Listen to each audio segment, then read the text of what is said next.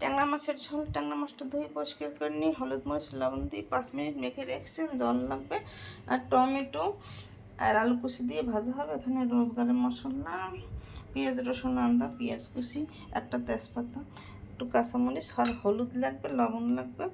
Tomato আলু ভাজার জন্য এখানে ফ্রাই প্যান দিয়ে দিয়েছি, ফ্রাই প্যানে তেল দিয়েছি। এখন মাছটা ভাজা দিয়ে দেবো। এই যে ভাজা দিয়ে দিছি।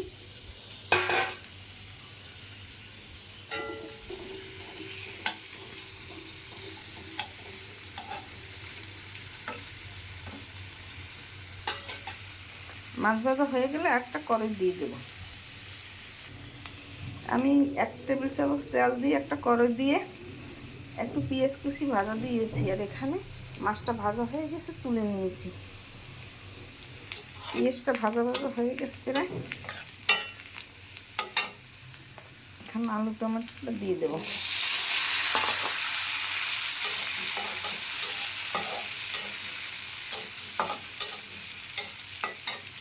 মধ্যে 1 চামচ লবণ দিয়ে দিলাম।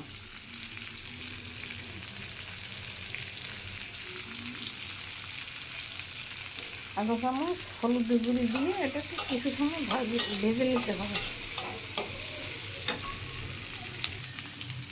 এর মধ্যে পেঁয়াজ রসুন আদা এই বাটাটা দিয়ে দিলাম।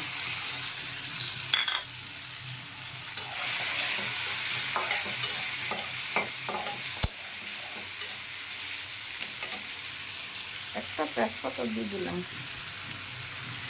3টে কাঁচামরিচ দিয়ে দিলাম। মরিচের ঝাল পছন্দ তাই বেশি দিলাম না। ভাজা ভাজা হয়ে গেলে আমি একটু জল দিয়ে দেবো সামান্য।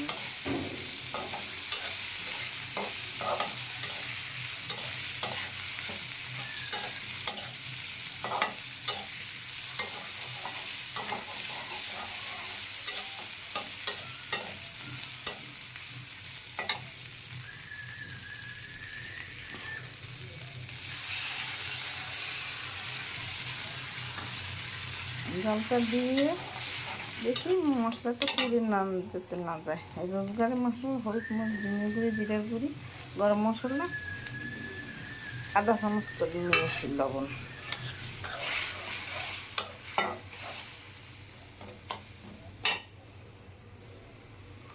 আর একটু সামান্য তেল দিয়ে দিতে হবে। মশলার গায়ে তেল ছেড়ে গেছে,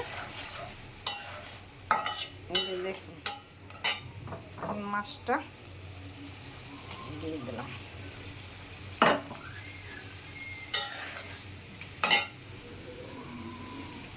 জল পরিমাণ মতো।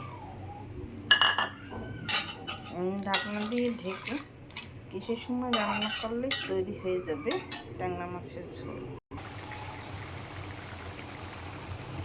এই যে দেখুন আমার ট্যাংরা মাছের ঝোল রান্না করা হয়ে গেছে টমেটো আলু দিয়ে। এরকম রান্না করে খেয়ে দেখুন, খেতে অনেক সুস্বাদু লাগবে। আমার ভিডিও ভালো লাগবে, সব পাশে ধন্যবাদ।